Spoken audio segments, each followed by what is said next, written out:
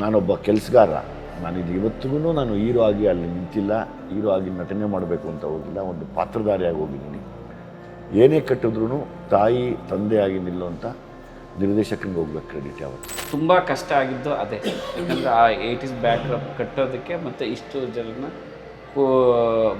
ಬರೆದು ಅವ್ರಿಗೊಂದು ಆ ಪಾತ್ರಕ್ಕೆ ಜಸ್ಟಿಸ್ ಕೊಟ್ಟು ಮತ್ತೆ ಕೂಡಿಸಿ ಮಾಡಿಸೋದೇ ಒಂದು ದೊಡ್ಡ ಅಚೀವ್ಮೆಂಟ್. ಬಡವ್ರ ಮಕ್ಳಿಗೆ ಒಳ್ಳೇದಾಗಲಿ ಅಂತಲ್ಲ, it is the recent lines. ಅವರು ಯಾರು, ಎಲ್ಲಿಯವರು, ಅವ್ರಿಗೆ ಎಷ್ಟು ದುಡ್ಡಿದೆ ಎಷ್ಟು ದುಡ್ಡಿಲ್ಲ ಅನ್ನೋದಕ್ಕಿಂತ ಅವ್ರಿಗೆ ಹೇಗೆ ಬರವಣಿಗೆ ಹೇಗಿದೆ ಅನ್ನೋದಷ್ಟೇ ನನಗೆ ಮುಖ್ಯ ಆಗುತ್ತೆ. ಆಗ ಐ ಥಿಂಕ್ ಸಿನಿಮಾ ಬೆಟರ್ ಆಗುತ್ತೆ ಅಂತ ನನ್ನ ನಂಬಿಕೆ. ಇವತ್ತು ಈ OTT ಪ್ಲ್ಯಾಟ್ಫಾರ್ಮ್ಸಲ್ಲೆಲ್ಲ ಬಂದಾಗ ಸಮ್ಟೈಮ್ಸ್ ಈ ಥರ ಪದಗಳಿಂದ ಬೇರೆ ಭಾಷೆಯವರು ನೋಡ್ಬೋದಲ್ಲ. ನಾವು ಒಂದ್ಸಲ ಮುಟ್ಟಿರೋ ಜಾನರ್ನ ನೆಕ್ಸ್ಟ್ ಅದೇ ಮತ್ತೆ ರಿಪೀಟ್ ಮಾಡಲ್ಲ. ಪ್ರೊಡಕ್ಷನಲ್ಲೂ ನಾವು ಅದನ್ನೇ ರಿಪೀಟ್ ಮಾಡ್ತೀವಿ, ನಾವು ಅದೇ ಜಾನರ್ನ ರಿಪೀಟ್ ಮಾಡೋಕ್ಕೆ ಇಷ್ಟಪಡ್ತೀವಿ. ಲೈಕ್ ಪಾತ್ರದಲ್ಲೂ ಹಾಗೆ, ನಾನು ಇಲ್ಲಿ ತನಕ ಮಾಡಿದಿರೋ ಪಾತ್ರವನ್ನು ಮಾಡೋಕ್ಕೆ ಇಷ್ಟಪಡ್ತೀನಿ. ಅದು ನನಗೆ ಜಾಸ್ತಿ ಕಿಕ್ ಕೊಡುತ್ತೆ. It's for the equality and the rights. ನನಗೆ ಚಿಕ್ಕ ವಯಸ್ಸಿಂದ ಅನ್ನೋದು ಆಸೆ ಇದೆ. ಸೊ ಹಂಗಾಗಿ ನಾನು ಎಲ್ಲೋದ್ರೂ ಅದನ್ನು yes, it's my heartful voice. ಅದು ನನ್ನ ಸೋಲಿಂದ ಬರೋದು. ಜೈ ಭೀಮ್ ಅಂತ ಕರಿತೀನಿ ಇಲ್ಲಿದ್ದು. ಇವತ್ತು ಯಾವುದೋ ಒಂದು ರಾಜಕೀಯದ ಬೆಳೆ ಬೇಯಿಸ್ಕೊಳ್ಳೋಕ್ಕೋ ಮತ್ತೊಂದಕ್ಕೋ ಮಗದೊಂದಕ್ಕೋ ಅದನ್ನು ತುಂಬ ಮುಂದೆ ಇಟ್ಟು ಕನ್ನಡಿ ಥರ ತೋರಿಸಿ ಈ ಜನ, ನೀವು ಈ ಜಾತಿ ಅನ್ನೋದು ಅದನ್ನು ನಾವು ಕಿತ್ತಾಕ್ಬೇಕು ಇವತ್ತು. ಅಲ್ಲ, ಇದೊಂದು ಹೋರಾಟನೇ, ಬದುಕು ಒಂದು ಹೋರಾಟನೇ. ಇವತ್ತು ನೀವು ಏನೋ ಒಂದು ಸಣ್ಣ ವಿಷಯ ಆಯಿತು, ಸಮಸ್ಯೆ ಆಯಿತು ಅಂತಾಗ ನೀವು ಒಂದು ಸ್ಟೇಷನ್ಗೆ ಕಂಪ್ಲೇಂಟ್ ಕೊಡಕ್ಕೆ ಹೋದಾಗ್ಲೂ ಅಲ್ಲಿ ನಿಮಗೆ ನ್ಯಾಯ ಸಿಗದೇ ಅದು ಹೋರಾಟನೇ.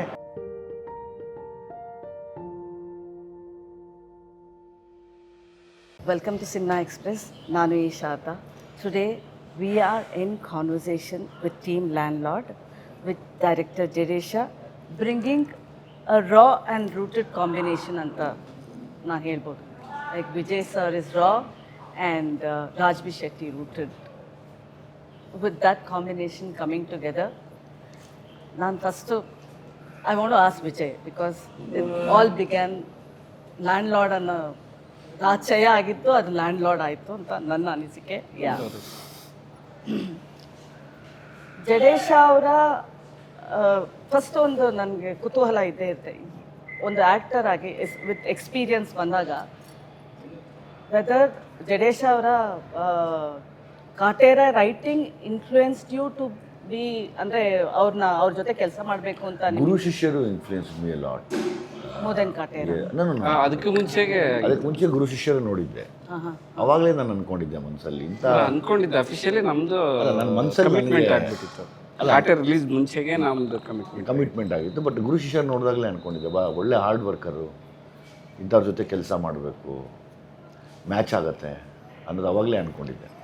ಸಾರ್ ಟ್ರೈಲರ್ ಲಾಂಚಿಗೆ ಬಂದಿದ್ರು ಗುರು ಶಿಷ್ಯರು, ಬಟ್ ಅಲ್ಲೇ ಅವರು ಪಾಸಿಟಿವ್ ಸೈಡ್ ತೋರಿಸಿದ್ರು. ಒಂದು ಅವ್ರು ನೋಡಿ ಟ್ರೈಲರ್ ನೋಡಿ ಅಂದರೆ ಸಾರ್ ಜಡ್ಜ್ಮೆಂಟ್ ನನಗೆ ಭಾಳ ಇಷ್ಟ. ಈ ಒಂಥರ ಅದೇ ಅನ್ನದ ಅಗಳು ನೋಡಿದ್ರು ಅವರು, ಈ ಹುಡುಗ ಏನೋ ಮಾಡೋ ಒಂದು ಹಸಿವಿದೆ ಏನಂತ. ನಾನು ಫೋನ್ ಮಾಡಿದೆ, ಬಾಪ ಶೂಟಿಂಗಿಗೆ ಅಂತ. ಅವ್ರು ಭೀಮಾ ಸೆಟ್ಟಿಗೆ ಕರೆದ್ರು. ಅವಾಗ ಒಂದು ಮಾತುಕತೆ, ಸುಮ್ಮನೆ ಯಾವುದನ್ನಿದ್ರು ಸ್ಟೋರಿ ಇದ್ದರೆ ಹೇಳು, ನಾನು ಮಾಸ್ತಿ ಜೊತೆ ಹೋಗಿದ್ದೆ, ಹೇಳು ಅಂತ. ಆಯಿತು ಸರ್ ಅಂದು ನನ್ನ ಗುರು ಶಿಷ್ಯರು ರಿಲೀಸ್ ಆದಮೇಲೆ ಹೋಗಿ ಅವರಿಗೆ ಸ್ಟೋರಿ ಹೇಳ್ತಾರೆ. ಬಟ್ ಆ ಟ್ರೈಲರ್ ನೋಡಿದಾಗ ಅವ್ರಿಗೆ ಗೊತ್ತಾಯ್ತು. ಅಂದರೆ ಅದು ಒಂದು ಜಡ್ಜ್ಮೆಂಟ್ ಅವ್ರಿಗಿದೆ, ಈ ಹುಡುಗನಲ್ಲಿ ಏನೋ ಇದೆ ಅಂತ ಅವರೇ ಗುರುತಿಸಿ ಅದು ಒಂದು ಇದು ಮಾಡಿ. ಆಮೇಲೆ ಬೋನಸ್ ಆಗಿ ನಮಗೆ ಕಾಟೇರ ಆ್ಯಡ್ ಆಗೋಯ್ತು. ಜನ ಕಾಟೇರ 2 ಅಂತ ಹೇಳ್ಕೊಂಡು ಬಂದಾಗ ನಿಮ್ಗೇನು ಅನ್ಸುತ್ತೆ? ಕಾಟೇರ 2 ಅಲ್ಲ, ಇದು ಜಾನರ್ ಸೇಮ್. ಸೊ ಆ ಜಾನರ್ ಅಡಿಯಲ್ಲಿ ಬರುವ ಬೇರೆ ಹೋರಾಟ, ಬೇರೆ ಬದುಕಿದ ಕತೆ, ಬೇರೆ ಹಳ್ಳಿಯ ಕತೆ, ಬೇರೆ ಜೀವನ ಶೈಲಿ. ಅದೇ ಒಂದು ಹಳ್ಳಿ ಅಂದ ತಕ್ಷಣ ಇವಾಗ ಕಾಟೇರನ ಇರಬೇಕು, ರಾಚೆಯನ್ನು ಇರಬಾರ್ದ, ಅಥವಾ ಶಾರದವ್ರು ಇರಬಾರ್ದ, ಜಡೇಶ್ ಇರಬಾರ್ದ, ಅವ್ರದ್ದು ಎಮೋಷನ್ಸ್ ಬೇರೆ ಇರಲ್ವಾ? ಅದು ನಿಮ್ಮ ಎಕ್ಸ್ಪ್ಲನೇಷನ್ ಮೇಲೆ ಹೋಗುತ್ತೆ. How it is different, because ಒಂದು ಅರ್ಬನ್ ಸ್ಟೋರಿ. ರಾಚೆಯನ ಉದ್ದೇಶ ಹೋರಾಟ ಬೇರೆ. ಅವನ ಯೋಚನೆ, ಅವನ IQ ಲೆವೆಲ್, ಅವನ ಸಮಸ್ಯೆನೇ ಬೇರೆ. ಸೊ ಅವನು ಬದುಕಿನ ರೀತಿಯೇ ಬೇರೆ. ಇಲ್ಲಿ ರಾಚೆಯನಿಗೆ ಮದುವೆ ವಯಸ್ಸಿನ ಮಗಳಿದ್ದಾಳೆ, 40 ವರ್ಷದ ಹೆಂಡತಿ ಇದ್ದಾರೆ, ತಾಯಿ ಇದ್ದಾರೆ, ಒಬ್ಬ ಉಮಾಶ್ರೀತ ತಾಯಿ ಇದ್ದಾರೆ. ಅವನ ಹತ್ರ ಯಾವಾಗಲೂ ಕೊಡಲಿ ಇರುತ್ತೆ. ಸೊ ಅವನು ಯಾವಾಗಲೂ ಲುಂಗಿ ಕಟ್ತಾನೆ. ಕಾಟೇರಾಗ ಅದು ಯಾವುದೂ ಇಲ್ಲ. ಒಬ್ಬ ಹೀರೋ ಇದ್ದಾನೆ, ಒಬ್ಬ ಅನ್ಯ ಜಾತಿಯ ಹುಡುಗಿನ ಪ್ರೀತಿಸ್ತಾ ಇರ್ತಾರೆ, ಪ್ಯಾಂಟ್ ಹಾಕಿರ್ತಾರೆ. ಸೊ ಇಲ್ಲೇ ಎಷ್ಟು ಡಿಫ್ರೆನ್ಸ್ ಇದೆ. Comparisons are inevitable. ಅಲ್ಲ ಇದೆ ಅಲ್ಲ, ಇವಾಗ ಈ ರಾಚೆಯಲ್ಲಿ ಸುತ್ತ ಎಷ್ಟು ಇದೆ. ಮದುವೆ ಆಗಿ ಮಗಳಾಗಿ ಲುಂಗಿ ಕಟ್ಕೊಂಡು ಕೊಡ್ಲಿ ಇಟ್ಕೊಂಡು ಇರೋ ರಾಚೆಯ ಪ್ಯಾಂಟ್ ಹಾಕೊಂಡು ಪ್ರೀತಿ ಮಾಡ್ತಿರೋ ಕಾಟೇರ, ದೊಡ್ಡ ಡಿಫ್ರೆನ್ಸ್. ಖಂಡಿತ. ಇದು ಅಂದರೆ ನೀವು 1980s ಈ ಸ್ಟೋರಿನ ತೊಗೊಂಡಿದ್ದೀರಲ್ಲ, ಅಂದರೆ 80s 90s ಹಿಂದೆಗಡೆ ನಾನು ಹೋಗ್ತೀನಿ. ಆ ಕಾಲಘಟ್ಟ ಅಂದರೆ ಯಾವುದೇ ಕೆಲ ಏರಿಯಾಗಳಿಗೆ ಕರೆಂಟ್ ಇಲ್ಲದ ಒಂದು ಯಾವುದೇ ಕನೆಕ್ಟಿವಿಟಿ ಫೋನ್ಗಳು ಆ ಥರದ್ದು ಯಾವುದೇ ಜಂಜಾಟಗಳಿಲ್ಲದ ಒಂದು ಪ್ರಶಾಂತತೆ ಇರೋ ಒಂದು ಸಮಯನ ತಗೊಂಡಿದ್ದೀನಿ. 85 ಆ ಥರ ಒಂದು. ಅವಾಗ ಕತೆಗೆ ಸ್ವಲ್ಪ ಬೇರೆ ಸಿಗ್ಬೋದು, ಬೇರೆ ಆಯಾಮ, ಬೇರೆ ಫ್ರೇಮ್. ಬಟ್ ಸಮಸ್ಯೆಗಳು, ಶೋಷಣೆಗಳು ಯಾವಾಗಲೂ ಅದು ಇದ್ದಿದ್ದೆ. ಬಟ್ ಆ ಟೈಮ್ ಚೆನ್ನಾಗಿರುತ್ತೆ ಅಂತ ತೊಗೊಂಡಿದ್ದೀನಿ. ಓಕೆ, ಖಂಡಿತ. ಲೈಕ್ ನೀವು ಆ ಬ್ಯಾಕ್ ಡ್ರಾಪ್ ತೊಗೊಂಡು ಯಾಕೆ ನಾವು 1980s ಸ್ಟೋರಿನ ಇವಾಗ ಹೇಳಬೇಕು ಅನಿಸುತ್ತೆ ಜಯ? ನಂದು ಪ್ರಶ್ನೆ, ಯಾಕೆ ಹೇಳ್ಬಾರ್ದು? Why are we going to history when we think of future ಅಂತ? ಲೈಕ್ ವಿತೌಟ್ ಹಿಸ್ಟ್ರಿ ಫ್ಯೂಚರ್ನ ನೋಡೋಕ್ಕಾಗಲ್ಲ ಅಂತ ನಾನು. ಹಿಸ್ಟ್ರಿ ಯಾವಾಗಲೂ ಮೆಲ್ಕಾಗ್ತಾ ಇರಬೇಕು ಮನುಷ್ಯ ಅಂದಮೇಲೆ, ಅದು ತುಂಬ ಒಳ್ಳೆಯದು. ಆಮೇಲೆ ಇವತ್ತಿನ ಏನು ಜೆನ್ಜಿ ಟೈಮಲ್ಲಿ ಹಿಂದಿಂದ ನೋಡಲಿ ಅವರು ಏನೇನು ಹೋರಾಟ ಆಗಿದೆ ಅಂತ, ಅವರೆಷ್ಟು ಪೇನ್ಫುಲ್ ಆಗಿದ್ದರು, ಲೈಕ್ ಅವ್ರ ಸ್ಟ್ರಗಲ್ ಹೆಂಗಿತ್ತು ಅದೆಲ್ಲ ನೋಡಿದಾಗ ಅವ್ರಿಗೆ ಅರ್ಥ ಆಗುತ್ತೆ. ಇಲ್ಲ ಅಂತಂದರೆ ಇದನ್ನು ನಾವು ಹೇಳದೆ ಹೋದರೆ ಮತ್ತಿನ್ಯಾರು ಹೇಳೋಕ್ಕಾಗೋದಿಲ್ಲ. ಈಗ ಇನ್ನೊಂದು 20 ವರ್ಷ ಹೋದರೆ ಕಷ್ಟ ಆಗುತ್ತೆ. So let's keep A document ಏನೇನು ಅನ್ನೋದೇ ನಮ್ಮ ಉದ್ದೇಶ. ಸಮಥಿಂಗ್ ವೆರಿ ರಿಯಲಿಸ್ಟಿಕ್ ಅನಿಸುತ್ತೆ. ಎಲ್ಲೋ ನಡೆದಿರೋ ಘಟನೆಗಳು. You choose something like that. What is it societal reform ಆ ಥರ ಸಬ್ಜೆಕ್ಟ್ ಬೇಸ್ಡ್ ಮೇಲೆ ಪೊಲಿಟಿಕಲ್ ಸ್ಟ್ರೆಂತ್? ಇಲ್ಲ, ರಿಯಲ್. ಬಟ್ ಒಂದೇ ಇನ್ಸಿಡೆಂಟ್ ಅಲ್ಲ, ಹಲವಾರು ಇನ್ಸಿಡೆಂಟ್ ಬೇರೆ ಬೇರೆ ಊರಲ್ಲಿ ಬೇರೆ ಬೇರೆ ಫ್ಯಾಮಿಲಿಗೆ ಆದ ಅದು ವಿಚಾರಗಳು ಇಟ್ಕೊಂಡು ಬರ್ದಿರೋದು ಕಲೆಕ್ಟಿವ್. ಬಟ್ ಎಲ್ಲವೂ ಮೇನ್ ತಿರುವುಗಳೆಲ್ಲ ರಿಯಲ್ ಇನ್ಸಿಡೆಂಟೇ.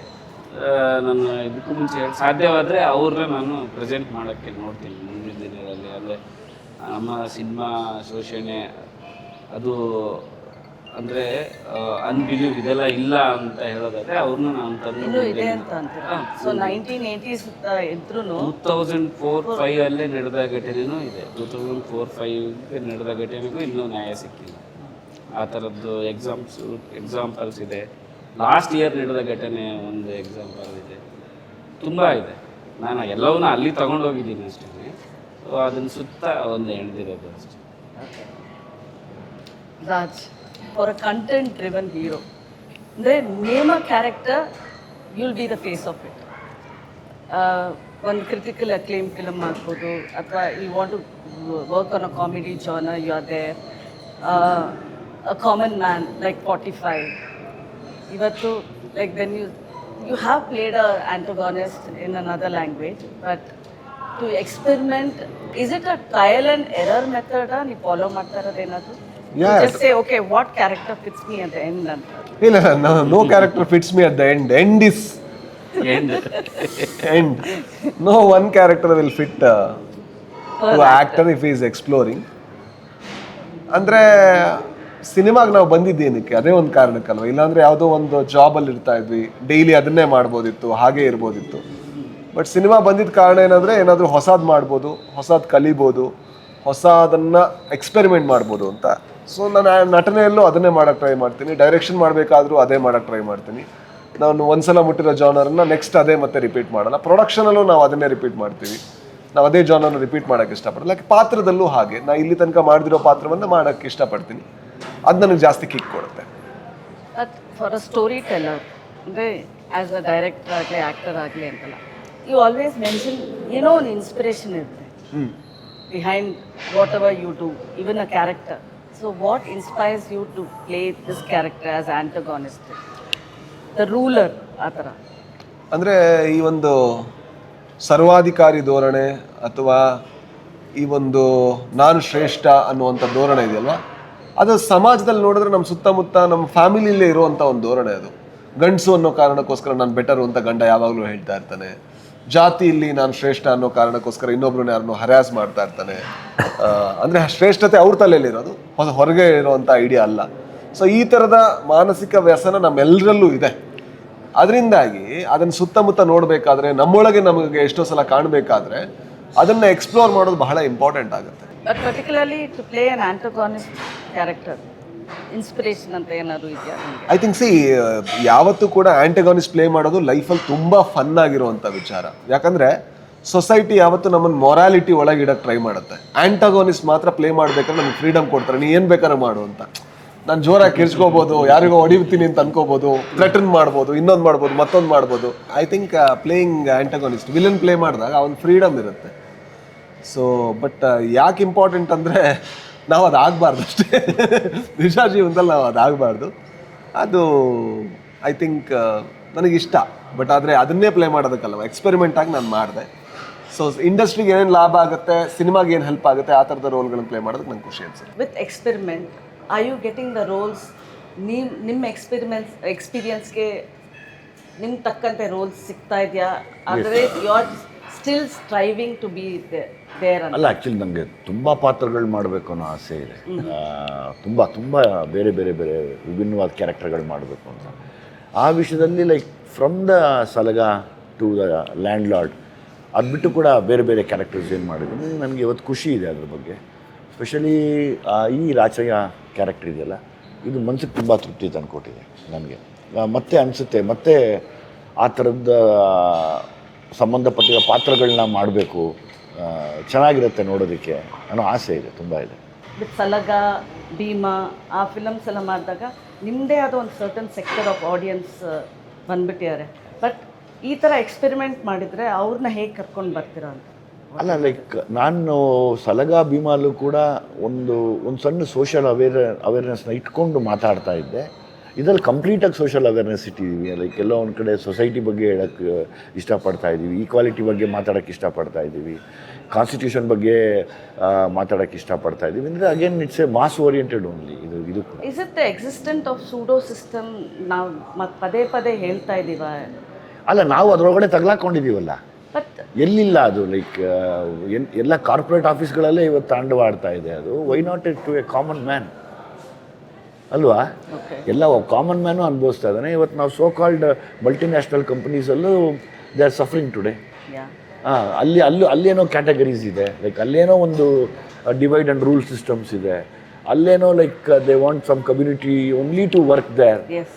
ಎಸ್ಪೆಷಲಿ ಬ್ಯಾಂಗ್ಳೂರಿಯನ್ಸಿಗೆ ಕೆಲಸ ಇಲ್ಲ, ಕನ್ನಡಿಗರಿಗೆ ಕೆಲಸ ಇಲ್ಲ ಇಲ್ಲಿ. Is that not meaning of inequality? Like we need inequality ಅನ್ಸುತ್ತೆ ನನಗೆ ಇಲ್ಲಿ ಯಾವಾಗಲೂ. So still we are suffering.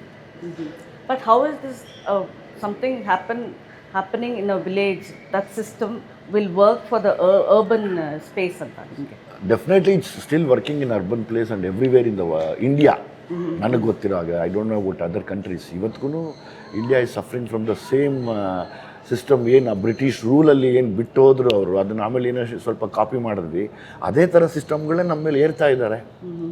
ಇವತ್ತಿಗೂ ಎಷ್ಟೋ ಜನ ಕಣ್ಣೀರು ಹಾಕ್ತಾ ಇದ್ದಾರೆ, ವಿಧಿ ಇಲ್ಲ, ಕೆಲಸ ಮಾಡ್ತಾ ಇದ್ದಾರೆ. ಸೊ ಬೆಂಕಿ ಹಚ್ಚಬೇಕು ಅಂದರೆ ರಕ್ತ ಅಲ್ಲ, ರಕ್ತ ಅರಿಬೇಕು ಅಂತ ನಾವೆಲ್ಲೂ ಅದನ್ನು ಟೈಟ್ಲ್ ಮಾಡಿಲ್ಲ.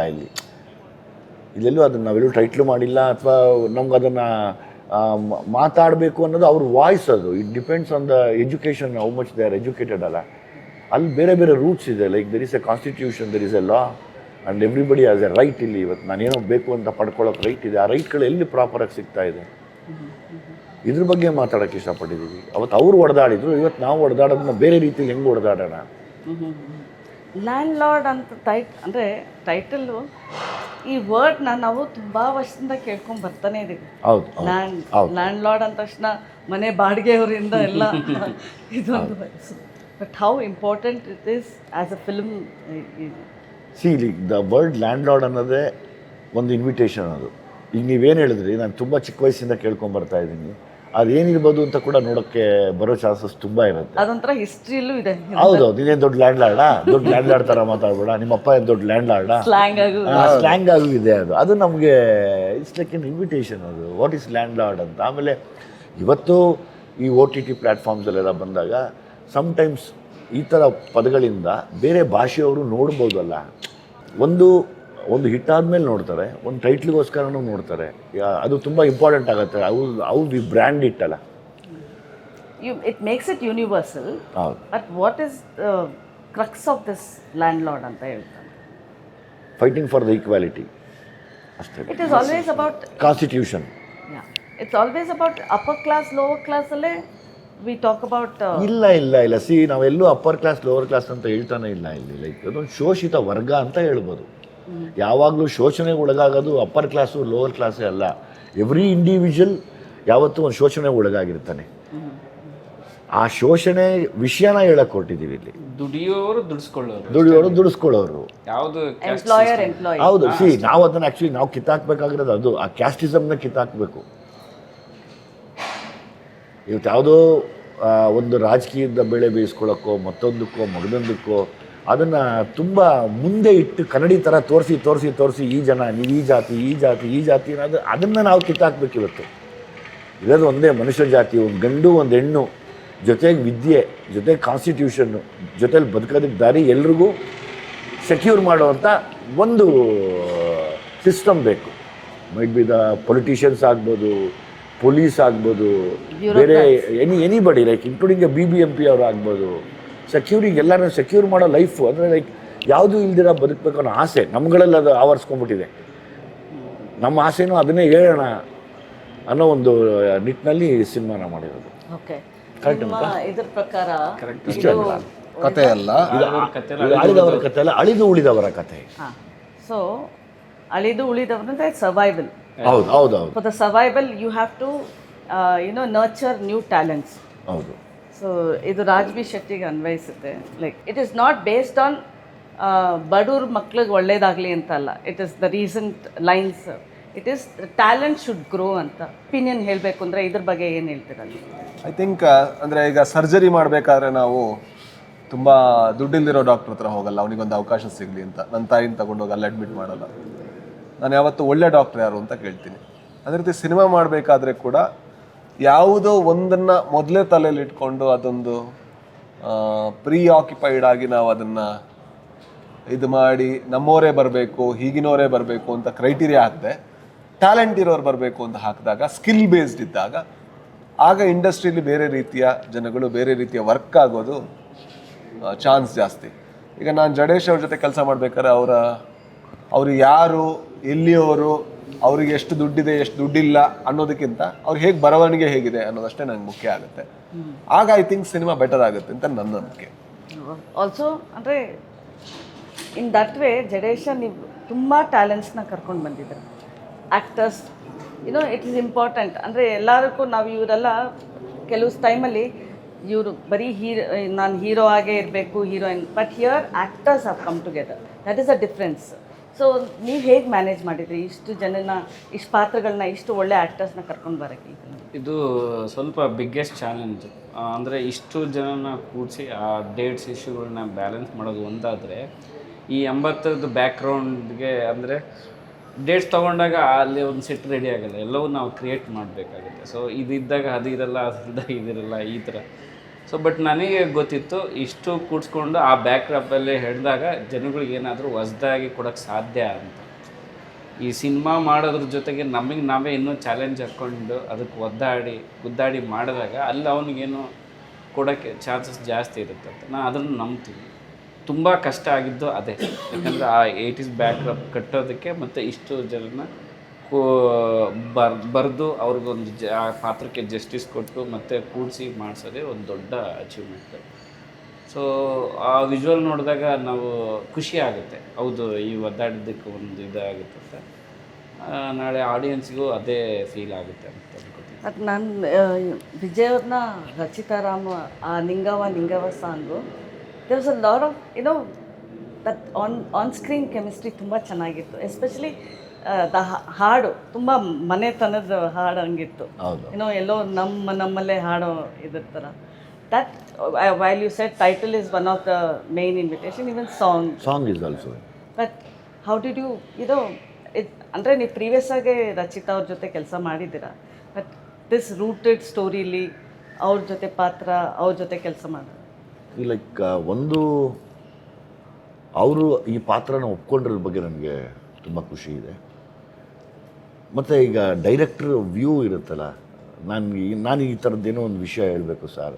ಜನರಲಿ ಒಂದು ಡ್ಯೂಯೆಟು ಅಂದರೆ ತುಂಬ ನೀಟಾಗಿ ಒಂದು 10-20 ಕಾಸ್ಟ್ಯೂಮ್ಗಳು ಹಾಕ್ಕೊಂಡು ಅದನ್ನು ಬೇರೆ ತುಂಬ ಹೀರೋ ಸೆಂಟ್ರಿಕ್ ಮಾಡಿ ತೋರಿಸೋದಕ್ಕಿಂತ ಹೆಚ್ಚಾಗಿ ಇಬ್ಬರು ಒಟ್ಟಿಗೆ ಇದ್ದು ಮಾಡೋದೇ ವಿಶೇಷ ಅನಿಸುತ್ತೆ. ಯಾವಾಗಲೂ ಎಲ್ಲ ಫ್ರೇಮಲ್ಲೂ ಗಂಡ ಹೆಂಡ್ತಿ ಮತ್ತು ಅವರಲ್ಲಿ ಏನೋ ಒಂದು ಪ್ರೀತಿ, ಒಂದು ಪ್ರಣಯಕ್ಕೆ ಒಂದು ಅಡಚಣೆ ಆಗೋದು, ಅಂದರೆ ಮನೆ, ಫ್ರೆಂಡ್ಸು, ಅಕ್ಕಪಕ್ಕ ಜನ, ಅಥವಾ ಅವ್ರ ಇರೋ ಬ್ಯುಸಿ ಕೆಲಸದಲ್ಲಿ ಸಿಗೋವಂಥ ಒಂದು small time is always precious ಅವ್ರಿಗೆ. ಅದ್ರ ಬಗ್ಗೆ ಯೋಚನೆ ಮಾಡಿದ್ದು ನನಗೆ ಖುಷಿ ಅನಿಸುತ್ತೆ.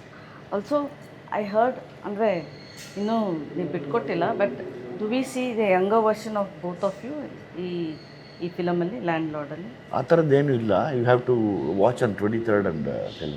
I know, but can you give a little hint what more surprises in store ಅಂತ?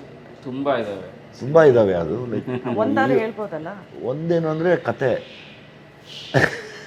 So tomorrow if the film success ಆದರೆ ನೀವು ಎಷ್ಟು ಕ್ರೆಡಿಟ್ ನೀವು ತಗೋತಾರೆ, ಎಷ್ಟು ಕ್ರೆಡಿಟ್ ಜಡೇಶ ಕೊಡ್ತೀವಿ? ಆಲ್ವೇಸ್ ಒಬ್ಬ ನಿರ್ದೇಶಕನಿಂದ ಎಲ್ಲ ಆಗೋದು.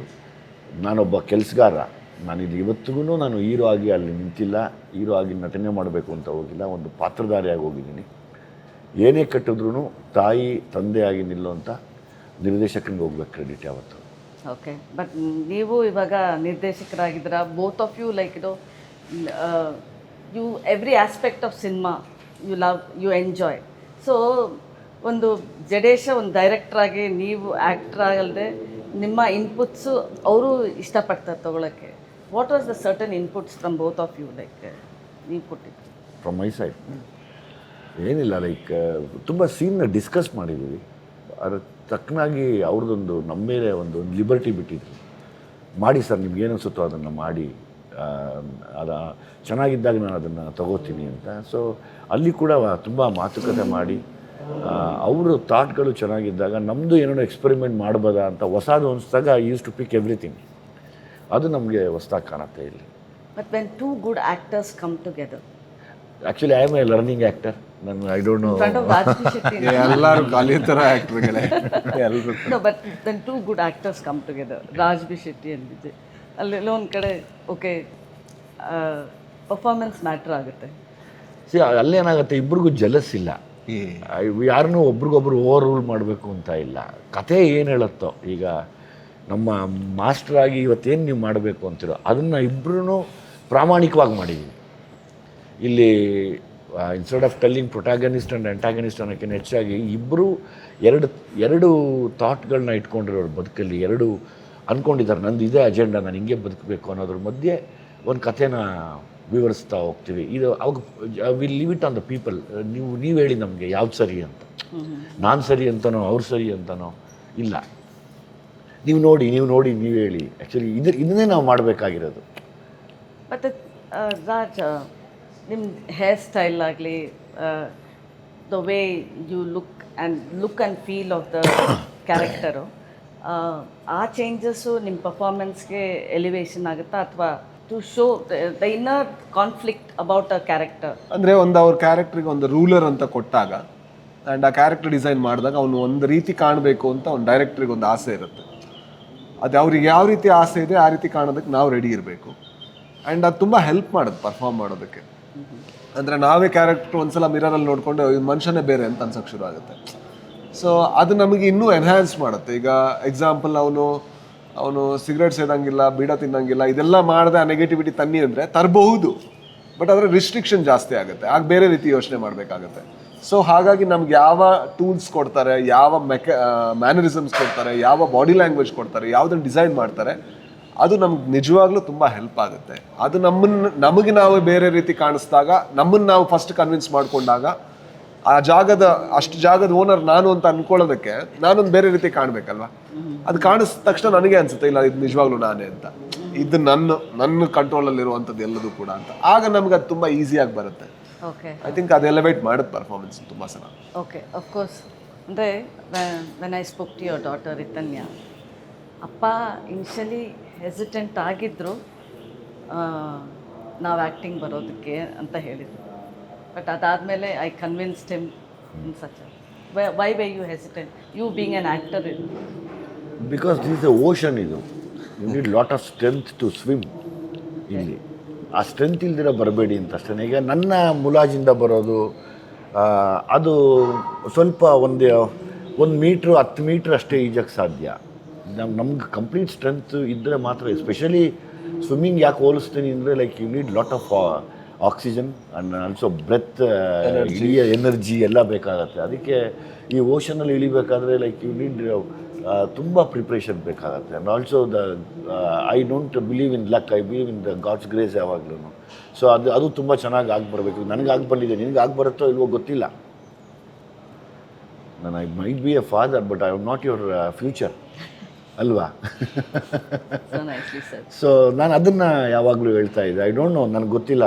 ಒಂದು ಗೊತ್ತು, ಹಾರ್ಡ್ ವರ್ಕ್ ಮಾಡಬೇಕು. Hard work and preparing every day, learning every day, like as a actor, as A lawyer, as A doctor. ನಾವು ಯಾವಾಗಲೂ ಲರ್ನಿಂಗಲ್ಲೇ ಇರ್ತೀವಿ. ಅದು ಸಾಧ್ಯನಾ ನಿಮ್ಮ ಕೈಯಲ್ಲಿ? We should be in a practice ಅಲ್ಲ ಯಾವಾಗಲೂ.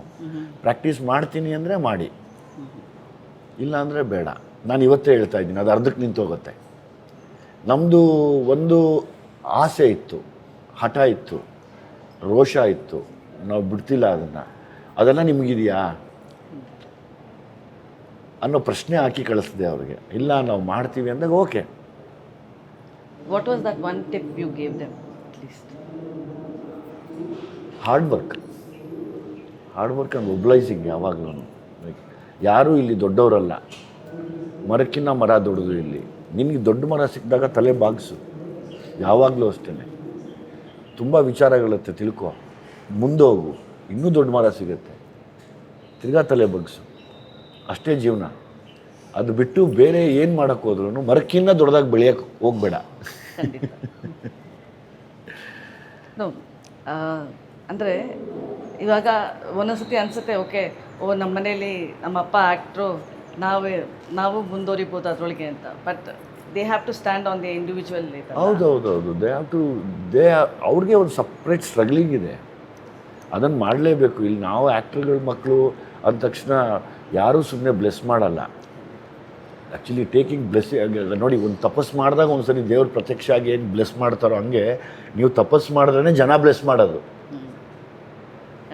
ನೀವು ತಪಸ್ಸೇ ಮಾಡಿದಿರಾ, ನಾನಿಲ್ಲ ನಮ್ಮಪ್ಪ ಮಾಡಿದ್ದಾರೆ ನಾನು ಹಂಗೆ ಕುತ್ಕೋತೀನಿ ಅದೇ ಪೋಸ್ಟಲ್ಲಿ ಅಂದರೆ, ಇಲ್ಲ, ಪೋಸ್ಟರ್ ಸಿಗುತ್ತೆ ಅಷ್ಟೇ ನಿನಗೆ, ಆ ಪಾಸ್ಟರ್ ಸಿಗ್ಬೋದು, not the blessing. Raj, I was just thinking, ಅಂದರೆ ಸಮ್ವೇರ್ ನೀವು you are just come out of your comfort zone, ಅಂದರೆ not in a way of the characters ಅಂತಲ್ಲ, with the people you are working in. You are now mingling with different kind of people within the industry. So when you first heard that there's a character and landlord, Vijay is the lead anta andaga, nimge what did you study? And you know about him, but ಅವ್ರ ಬಗ್ಗೆ ನಿಮ್ಮ ಅನಿಸಿಕೆ ಇರುತ್ತೆ ಅವಾಗ? Actually ಅದಕ್ಕಿಂತ ಮುಂಚೆನೇ ನನಗೆ ಗೋಪಾಲ್ ಕೃಷ್ಣ ದೇಶಪಾಂಡೆ ಅವರು ನನ್ನ ಒಳ್ಳೆ ಗೆಳೆಯ. ಅವರು ಮತ್ತು ವಿಜಯ್ ಸರ್ ಒಂದು ಸಿನಿಮಾ ಮಾಡಿದರು ಜೊತೆಗೆ. ಹಾಗಾಗಿ ಅವರು ಸುಮ್ಮನೆ ಇವ್ರ ಬಗ್ಗೆ ಹೇಳ್ತಾ ಇದ್ರು, ಒಳ್ಳೆ ಮನುಷ್ಯ ಅಂತ ಅವ್ರು ಆ ಥರ ಎಕ್ಸ್ಪ್ಲೇನ್ ಮಾಡ್ತಾಯಿದ್ರು. ಸೊ ಹಾಗಾಗಿ ನನಗೆ ಯಾವಾಗಲೂ ಒಂದು ಕುತೂಹಲ ಇತ್ತು, ಏನು ಮಜಾ. ಆದರೆ ಅವ್ರು ಎಕ್ಸ್ಪ್ಲೇನ್ ಮಾಡ್ತಾ ಇದ್ದದ್ದು, ಅವ್ರು ಹೇಳ್ತಾ ಇದ್ದ ರೀತಿ ಎಲ್ಲ ಭಾಳ ಚೆನ್ನಾಗಿತ್ತು. ಸೊ ಹಾಗಾಗಿ ನನಗೆ ಇದು ಸಿನಿಮಾ ಮಾಡಬೇಕಾದ್ರೆ ಕೂಡ ನಾನು ಫಸ್ಟ್ ಬಂದು ಹೇಳಿದ್ದು ಕೂಡ ಅದೇ ಅನಿಸುತ್ತೆ, ನಿಮ್ಮ ಬಗ್ಗೆ ಯಾವಾಗಲೂ ಗೋಪಾಲ್ ಕೃಷ್ಣ ದೇಶಪಾಂಡೆ ಅವ್ರು ಹೇಳ್ತಾ ಇರ್ತಾರೆ ಅಂತ. ಆ್ಯಂಡ್ ಆಮೇಲೆ ಹೋಗ್ತಾ ಇರ್ಬೇಕಾದ್ರೆ ಅವ್ರು ಯಾವ ಥರ ಡಿಸ್ಕ್ರೈಬ್ ಮಾಡಿದ್ರು ಅದೇ ರೀತಿ ಮಜಾ ಮನುಷ್ಯ. ಸೊ ಆ್ಯಂಡ್ ಅದ್ರ ಜೊತೆಗೆ ಈ ಸಿನಿಮಾ ಮಾಡೋದಕ್ಕೆ ತುಂಬ ಇಂಪಾರ್ಟೆಂಟ್ ಕಾರಣ, ನಾನು ಯಾವತ್ತೂ ನಿರ್ದೇಶಕನ ಬಗ್ಗೆ ಯೋಚನೆ ಮಾಡ್ತೀನಿ. ಸೊ ಜಡೇಶ್ ಅವರು ನನಗೆ ತುಂಬ ದೊಡ್ಡ ಯಶಸ್ಸನ್ನು ಡಿಸರ್ವ್ ಮಾಡುವಂಥ ಆ್ಯಂಡ್ ಪಡ್ಕೋಬೇಕು ಅನ್ನುವಂತಹ ಒಬ್ಬ ನಿರ್ದೇಶಕ ಅಂತ ನನಗೆ ಯಾವತ್ತೂ ಕೂಡ ಇತ್ತು. ಯಾಕಂದರೆ ಅವರು ಅದಕ್ಕಿಂತ ಹಿಂದೆ ಮಾಡಿರೋ ಸಿನಿಮಾ ಕೂಡ ಇನ್ನೂ ದೊಡ್ಡ ಯಶಸ್ಸಾಗಬೇಕು ಅಂತ ನನಗೆ ಆಸೆ ಇತ್ತು. ಸೊ ಹಾಗಾಗಿ ಈ ಸಿನಿಮಾ ಬರಬೇಕಾದ್ರೆ ಕೂಡ ನಾನು ಜಡೇಶ್ ಅವ್ರ ಹತ್ರ ಅದೇ ಹೇಳಿದ್ದು, ಸರ್ ಕತೆ ಚೆನ್ನಾಗಿದೆ, ಆಶಯ ಚೆನ್ನಾಗಿದೆ, ಎಲ್ಲದೂ ಇಷ್ಟ ಆಯಿತು, ಬಟ್ ಎಲ್ಲದಕ್ಕಿಂತ ಇಂಪಾರ್ಟೆಂಟಾಗಿ ನನಗೆ ನೀವು ಗೆಲ್ಲಬೇಕು. ಸೊ ಆ ಕಾರಣದಿಂದ ನಾನು ಮಾಡೋಕ್ಕೆ ಒಪ್ಕೋತೀನಿ ಅಂತಲೇ ಮಾಡಿದ್ದೆ. So nice. ನಿಮ್ಗೇನು ಅನ್ಸುತ್ತೆ ಅವ್ರಿಗೆ ಹೇಳಿದಾಗ? ಹೌದು, ನಿಜ ಅದು. ಅದೇ ಹೇಳಿಕೆಯಿಂದನೇ ಎಂಕರೇಜ್ಮೆಂಟ್ ಇಸ್ ಇಂಪಾರ್ಟೆಂಟ್. ಹೌದು. ನಾನೆಲ್ಲ ಅಂದರೆ ಈ ಸಿನಿಮಾ ಬಂದ್ಬಿಟ್ಟು ಈ ಒಂದು ಹೀರೋ ವಿಲನ್ ಕತೆ ಅಲ್ಲದೆ ಎರಡು ಯೋಚನೆಗಳು ಜರ್ನಿ ಈ ಸಿನಿಮಾ. ಅವ್ರ ಯೋಚನೆ ದೊಡ್ಡದ, ಈ ಯೋಚನೆ ದೊಡ್ಡದ, ಯಾವ ಯೋಚನೆ ಸರಿ ಅನ್ನೋದೇ ಒಂದು ಪಾತ್ರ. ಆವಾಗ ಅವರು ಆ ಯೋಚನೆಗೆ ನಮಗೆ ಸರಿಯಾದವರೇ ಬೀಳ್ಬೇಕು. ಅಂದ್ರೆ ನಿಮ್ಮ explanation of a villain is not through actions. ಅವ್ರ ಸಿದ್ಧಾಂತಗಳೇ ನಮ್ದು, ಇವರು ಸಿದ್ಧಾಂತ ಆಕ್ಷನ್ಸ್ ಇದೆ, ಬಟ್ ಆದ್ರೆ ಅವನ ಸಿದ್ಧಾಂತದಿಂದಾನೇ ಆಕ್ಷನ್ ಬರ್ತಾರೆ. ವ್ಯಕ್ತಿಗತವಾಗಿ ಏನು ಇಲ್ಲ ಅವ್ರಿಗೆ. ವ್ಯಕ್ತಿಗತವಾಗಿ ಅವ್ರವ್ರಿಗೇನು ಬೀಳಲ್ಲ. ಅವ್ರ ಸಿದ್ಧಾಂತಕ್ಕೆ ಇವರು ಅಡ್ಡ ಬಂದಾಗ ಇವ್ರ ಸಿದ್ಧಾಂತಕ್ಕೆ ಅವ್ರು ಆ ಥರದ್ದು. ಅವಾಗ ನನಗೆ ಈ ಸಿದ್ಧಾಂತನ ಪ್ರತಿಪಾದಿಸ್ಬೇಕಾದ್ರೆ ನೀವು ಸರಿ ಅನ್ನೋದು ನನ್ನ. ಇಲ್ಲಾಂದರೆ ಈ ಸ್ಕ್ರಿಪ್ಟು ಅಷ್ಟು ವಿಶೇಷತೆಗೆ ಆಗಲ್ಲ ಅಂತ ನಾನು ಅವ್ರಿಗೆ ಹೇಳಿದಾಗ ಸ್ವಲ್ಪ ಅವ್ರ ಕತೆ ಆಶಯ ಮತ್ತು ತುಂಬ ಸ್ವಲ್ಪ ಫಾಲೋಅಪ್ ಮಾಡಿದ್ದೀನಿ. ಅವರೆಲ್ಲ ಮಾಡಿದಾಗ ಓಕೆ ಡೈರೆಕ್ಟ್ರು ಒಂದು ಅವ್ರಿಗೆ ಆ ನೋವು ಅರ್ಥ ಆಯಿತು. ಆವಾಗ ಅದಕ್ಕೆ ಒಪ್ಪಿದ್ದೆ. No, it's very encouraging for some actor.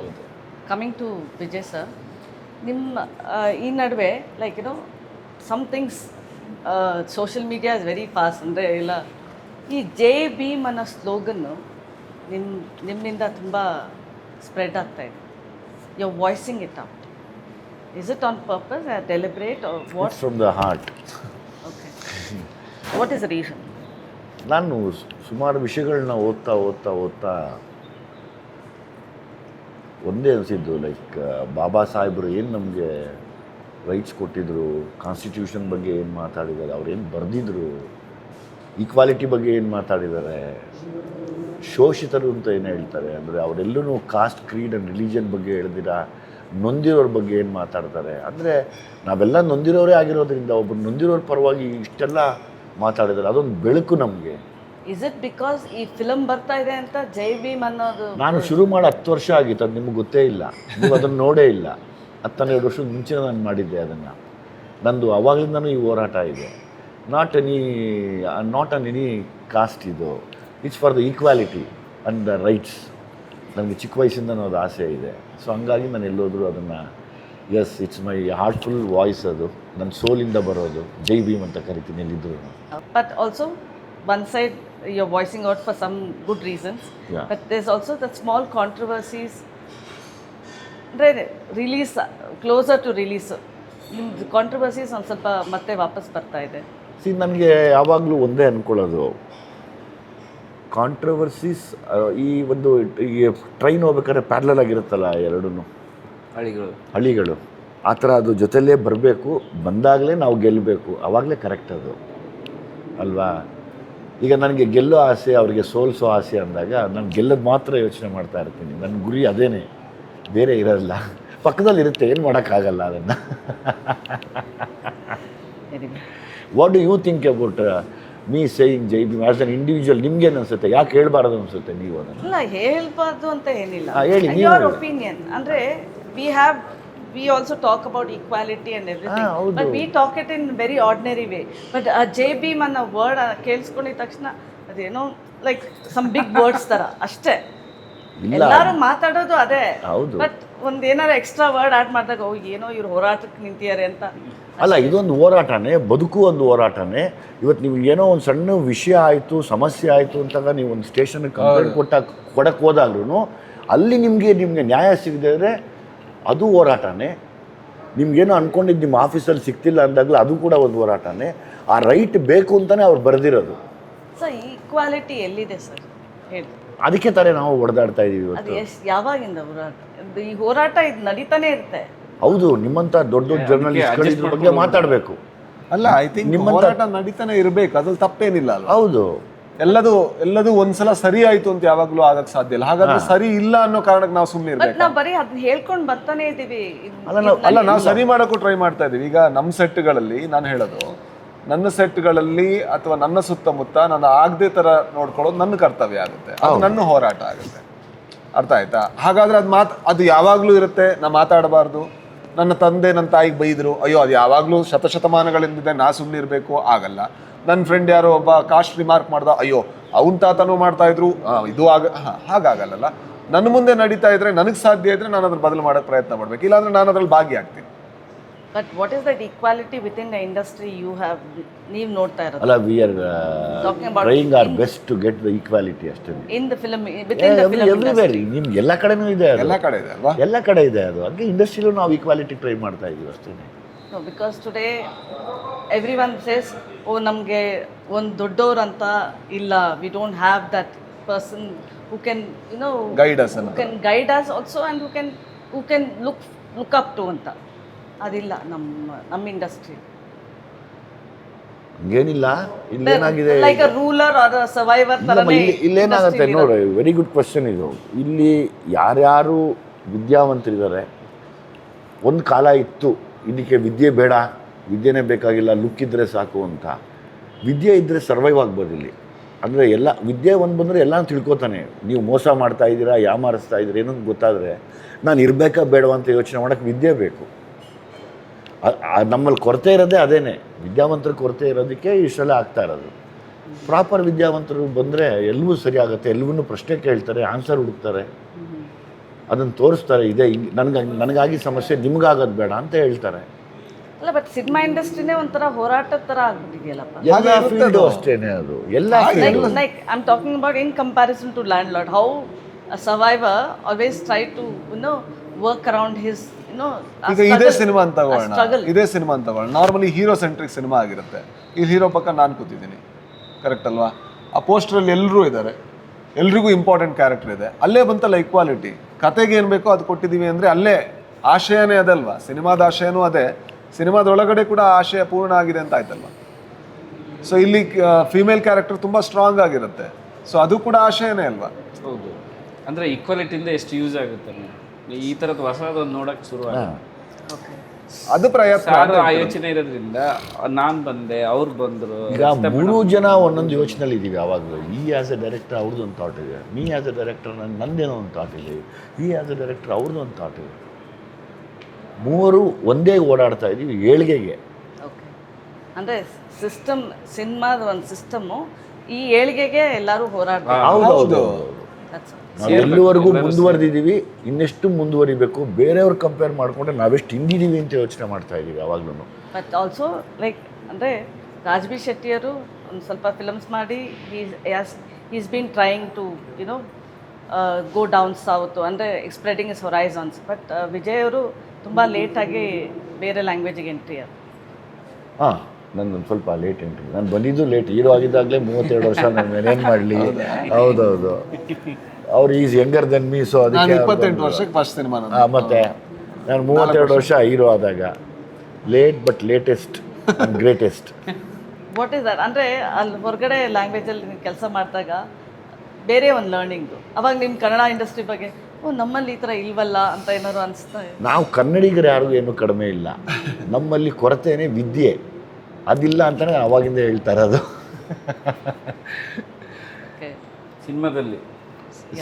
ನಮ್ಮ ಸಿನಿಮಾದಲ್ಲಿ ನನಗನ್ಸಿದ್ದು ಶೆಟ್ಟರ್, ನಾನು ನಿನಗೂ ಅದನ್ನು ಹೇಳೋದು, ನಮ್ಮಲ್ಲಿ ವಿದ್ಯಾವಂತರ ಕೊರತೆ ಇದೆ ಸರ್. ಅದಕ್ಕೆ ನಾವೇನೂ ಬೇರೆ ಏನೋ ತೋರ್ಸೋಕ್ಕಾಗ್ತಿಲ್ಲ. ನೋಡಿ, ನೀವೇ ಬರಿಬೇಕು, ನೀವೇ ಡೈರೆಕ್ಷನ್ ಮಾಡಬೇಕು. ಈತ ಬರಿಬೇಕು ಪಾಪ, ನಮ್ಮಂಥವ್ರನ್ನ ಹಿಡಿಬೇಕು, ಅಥವಾ ಇನ್ಯಾರೋ ಪ್ರೊಡ್ಯೂಸರ್ನ, ಆ ಪ್ರೊಡ್ಯೂಸರ್ನ ಹಿಡಿಯೋಷ್ಟೊತ್ತಿಗೆ 7 ಜನ್ಮ ಎತ್ತಿರಬೇಕು. ಅವಾಗ ಏನಾಗ್ತಾ ಇದೆ, ವಿದ್ಯಾವಂತರು ಅಚೀವ್ಮೆಂಟು ಲೇಟಾಗಿ ಆಗೋಕ್ಕೆ ಶುರುವಾಗ್ತಾ ಇದೆ. ಸೊ ಪ್ರಾಪರ್ ಟೈಮಲ್ಲಿ ಎಲ್ಲ ಸೆಟ್ ಆಗೋದ್ರೆ ಇಮಿಡಿಯೇಟಾಗಿ ಎಲ್ಲ ಮತ್ತೆ ಬೇರೆ ಬೇರೆ ಬೇರೆ ಸ್ಕ್ರಿಪ್ಟ್ಗಳನ್ನ ಹೇಳ್ತಾ ಇರ್ಬೋದಲ್ವ ನಾವು. You mean writer, from the writer's perspective? Yes, exactly. Not only from the writer, producers ಬೇಕು ನಮಗೆ, ಟೆಕ್ನಿಷಿಯನ್ಸು ಬೇಕು. They should understand the background of cinema. ಹೌದು, ಡೆಫಿನೆಟಾಗಿ. ಸಿ ಲೈಕ್ ಇವಾಗ ನೀವು ಇನ್ವೆಸ್ಟ್ ಮಾಡ್ತೀನಿ ಅಂದರೆ ನಿಮಗೆ ಪ್ರಾಕ್ಟಿಕಲಿ ಎಷ್ಟೊತ್ತಾಗುತ್ತೆ, ಏನೇನು ಹಿಡಿಯುತ್ತೆ ಇದಕ್ಕೆ. ಎಸ್, ಇದಕ್ಕೆ ಇಷ್ಟೆಲ್ಲ ಆಗುತ್ತೆ ಅನ್ನೋ ಒಂದು ಲಿಬರ್ಟಿ ಅಥವಾ ಒಂದು ಅವಕಾಶನ ಒಬ್ಬ ನಿರ್ದೇಶಕನಿಗೂ ಮಾಡಿಕೊಟ್ಟಾಗ ಚೆನ್ನಾಗಿರುತ್ತೆ. ಇಲ್ಲ, ನೀವು ಇಷ್ಟರಲ್ಲೇ ಮಾಡು ಅಂದರೆ ಹೆಂಗೆ ಮಾಡೋಕ್ಕೆ ಸಾಧ್ಯ?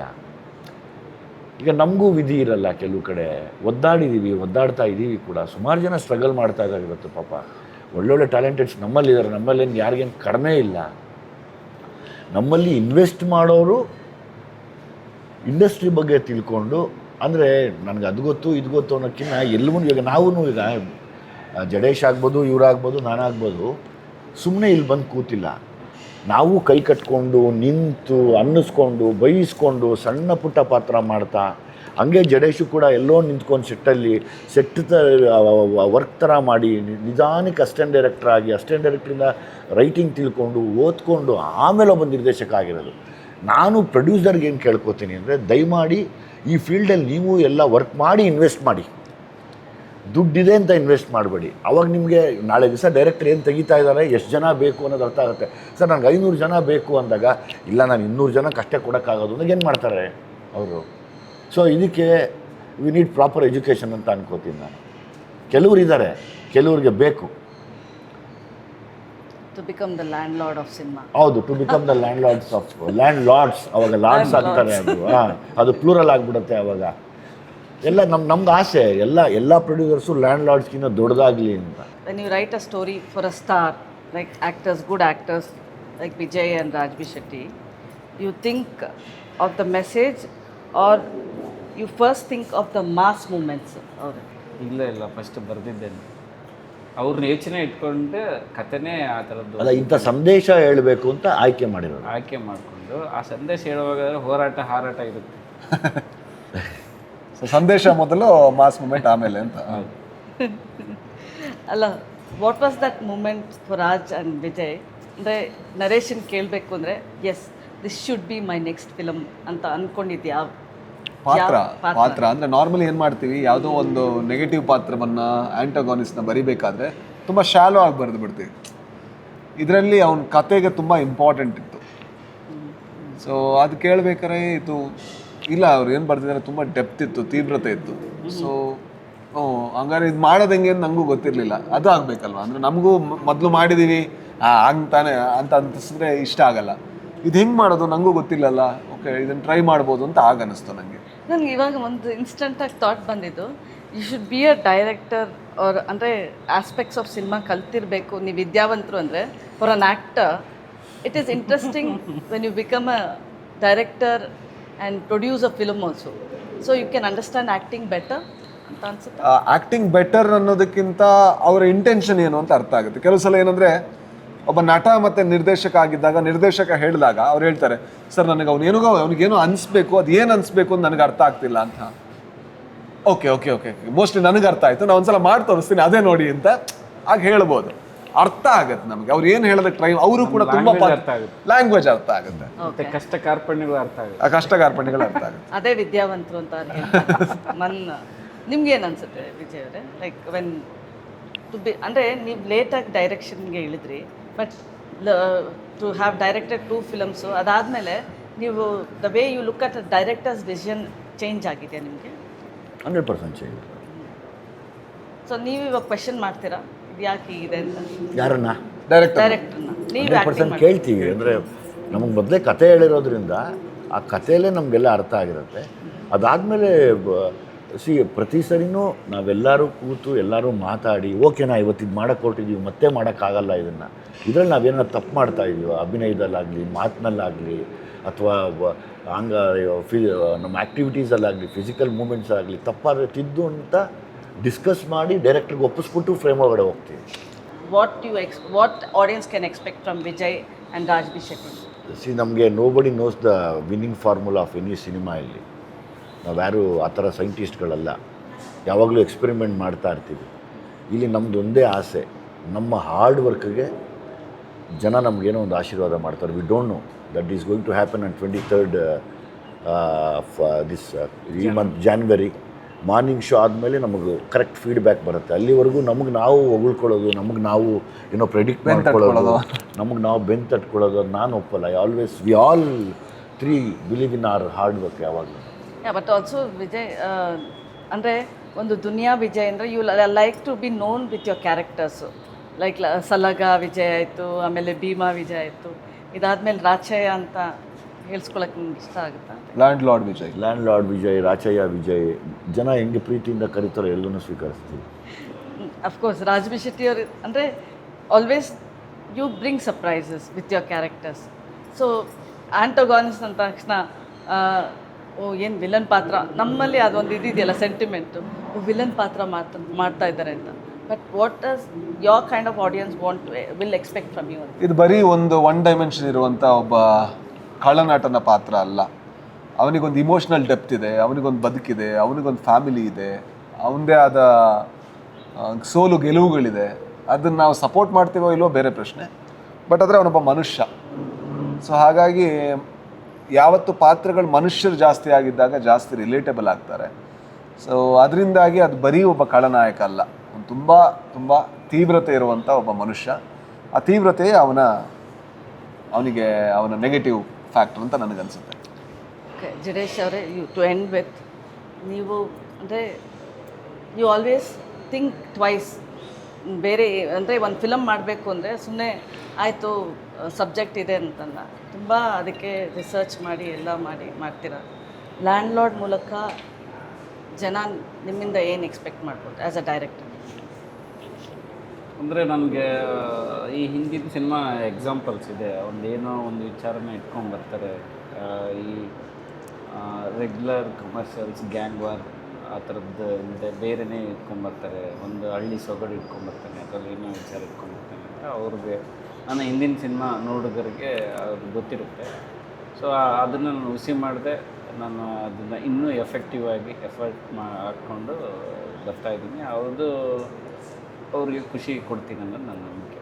ಡೆಫಿನೆಟ್ಲಿ. ಏನಂದರೆ ನೀವು ಯು ಮ್ಯಾನೇಜ್ ಟು ಬಿಗಿನ್, ನೀವು ಒಳ್ಳೆ ಕಾಂಬಿನೇಷನ್ ತೊಗೊಂಡು ಬಂದಿದ್ದೀರಿ. ನನಗೆ ಅದು ಮೇಜರ್ ಪ್ಲಸ್. ನನ್ನ ರೈಟಿಂಗ್ ಅಷ್ಟೇ ನನಗೆ ಸ್ಟ್ರೆಂತಾಗಿ ಸಿಕ್ಕಿದ್ದು ಅವರಿಬ್ಬರು. ಸೊ ಅವರಿಬ್ಬರು ಹೊತ್ಕೊಂಡು ಹೋಗ್ತಾರೆ, ಆ ಎತ್ತಿನ ಗಾಡಿ, ಆ ಬಂಡಿ ನಿಲ್ಲಲ್ಲ ಅನ್ನೋದು. ಸೊ ಲ್ಯಾಂಡ್ ಲಾರ್ಡ್ ಗೆಲ್ಲಿ. All the best. Thank you. January 20. Thank you Sharada, thank you very much.